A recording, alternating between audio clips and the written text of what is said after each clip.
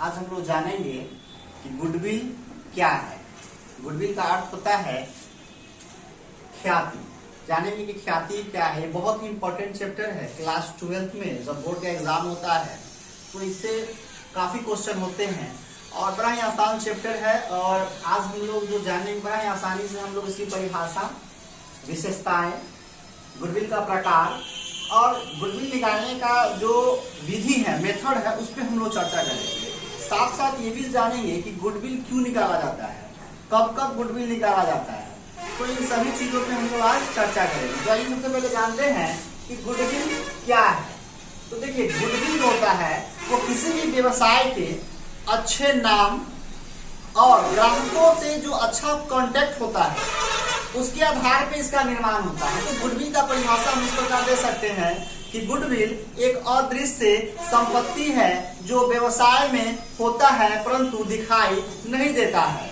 यह व्यवसाय के अच्छे नाम, ग्राहकों से अच्छे लेन देन के वजह से उत्पन्न होता है और यह जो है अदृश्य होता है, यानी कि यह इनट्रांजिबल एसेट्स होता है।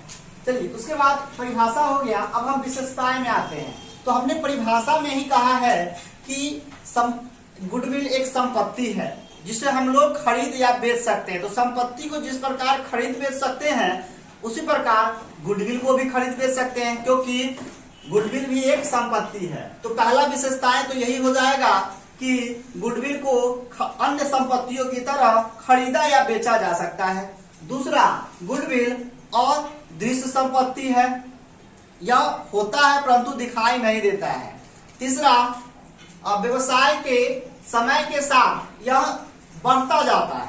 ठीक है। चौथा, इसे खरीदा या बेचा जा सकता है या फिर उत्पन्न भी किया जा सकता है। तो इस प्रकार से हम लोग गुडविल का विशेषता भी हम लोग जान गए। अब हम लोग जानते हैं कि गुडविल कितने प्रकार के होते हैं। तो गुडविल सामान्यतः दो प्रकार के होते हैं।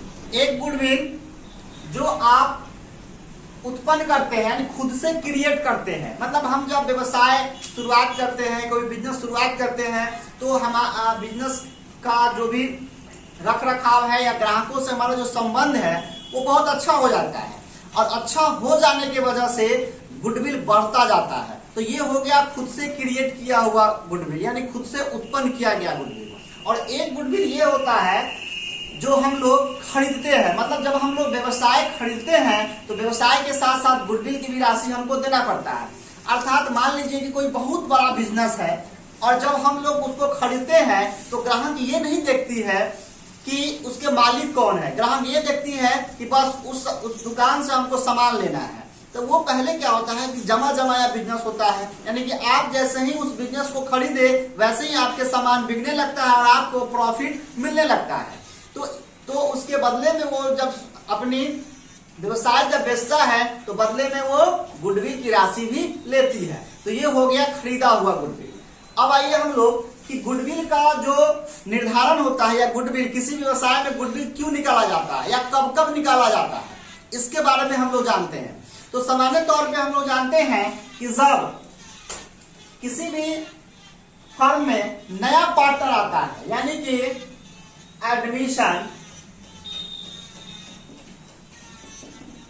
एडमिशन ऑफ पार्टनर, यानी कि साझेदार के प्रवेश, साझेदार के प्रवेश पर इसकी गुडविल की राशि की गणना की जाती है। क्यों? क्योंकि जब नया साझेदार किसी भी व्यवसाय में प्रवेश करता है तो वह अपने लिए कैपिटल की राशि लेके आता है और साथ साथ गुडविल की राशि भी लेके आएगा। तो आखिर वो कितनी गुडविल की राशि लेके आएगा, इसके लिए पहले से ही इसका निर्धारण करके रखा जाता है कि पूरी फर्म का गुडविल कितना होगा। उसमें से ये जो नया पार्टनर आएगा वह गुडविल की राशि कितना लाएगा। तो नया पार्टनर गुडविल की राशि उतना ही लाती है जितना इसको शेयरिंग रेशियो में हिस्सा दिया जाता है। और ये शेयरिंग रेशियो में हिस्सा कौन देता है? तो शेयरिंग रेशियो में हिस्सा जो पहले वाले जो पार्टनर होते हैं वो देते हैं। और वो किस रेशियो में देते हैं? तो जितना वो सेक्रीफाइस करेगा उतना ये जो गुडविल की राशि लेके आएगा वो आपस में बांट लेता है।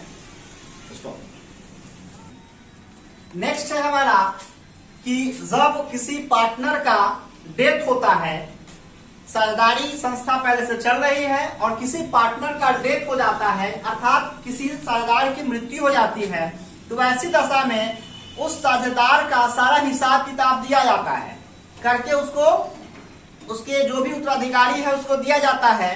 तो उसमें भी हम लोग वो जो कमाए हैं उसके अलावा गुडविल की राशि का भी निर्धारण करके उसको हम लोग उसका हिस्सा देते हैं। तो अब गुडविल की राशि में कितना उनका हिस्सा होगा, तो जितना ये प्रॉफिट शेयरिंग रेशियो त्याग करेंगे, मतलब ये छोड़ के जाते हैं, और जो पार्टनर उस प्रॉफिट शेयरिंग रेशियो को ग्रहण करता है उसी के रेशियो में वो दोनों या तीनों पार्टनर इनको पैसा गुडविल की राशि दे देता है। और तीसरा हो गया अवकाश ग्रहण। जब कोई साझेदार अवकाश ग्रहण करता है तो ऐसी स्थिति में भी ये अपना शेयरिंग रेशियो छोड़ के जाते हैं, और जो शेयरिंग रेशियो है जो पार्टनर लेता है जिस रेशियो में, उस रेशियो में गुडविल की राशि इनको दिया जाता है।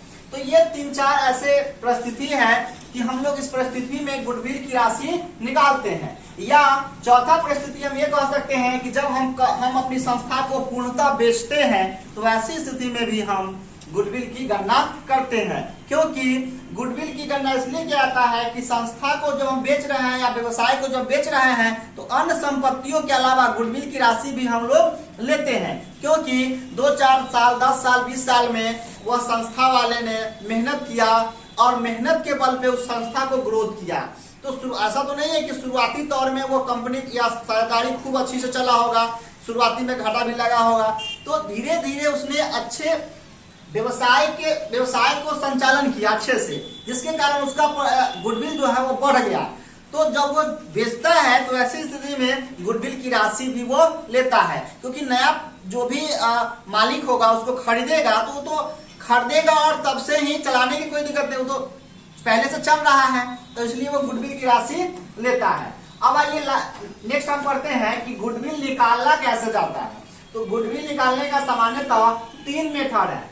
पहले वाले मेथड को बोलते हैं average profit method. Average profit method उसको बोलते हैं औसत लाभ विधि। इसमें क्या होता है कि 2, 3, 4 या 5 साल का प्रीवियस साल का प्रॉफिट दिया रहता है। जैसे मान लेते हैं कि प्रीवियस 5 साल के प्रॉफिट दिया होता है, तो उसमें सबसे पहले 5 साल को जोड़ के, और यदि लॉस है तो उसको घटा दिया जाता है, और घटाने के बाद नंबर ऑफ ईयर से भाग कर दिया जाता है। जैसे मान लेते हैं 5 साल का है, मान लेते हैं यहाँ 10,000 है एक साल में, फिर दूसरे साल का 20,000 है, फिर 30,000 है, फिर 10,000 है। मान लेते हैं कि ये 4 साल का हो गया, तो इसको एवरेज प्रॉफिट निकालने के लिए 4 से हम लोग क्या करते हैं, भाग दे देते हैं। तो सबको जोड़ के 4 से भाग देने के बाद आ जाएगा 20, 10, 30, 30, 30, 60 और 10, 70। तो इस तरह से हम लोग उसको एवरेज प्रॉफिट निकाल लेंगे। क्या निकाल लेंगे, एवरेज प्रॉफिट। और एवरेज प्रॉफिट में क्या करते हैं हम लोग, number of year purchase question में ही दिया रहता है, जो 2 वर्ष हो सकते हैं, 3 वर्ष हो सकते हैं, उससे हम लोग गुना कर देते हैं। मान लेते हैं कि 2 वर्ष दिया हुआ है तो वर्ष से गुना कर दिए। अब जो एवरेज प्रॉफिट आएगा उससे 2 से गुना कर देंगे, जो आंसर आएगा वो हमारा आंसर हो जाता है।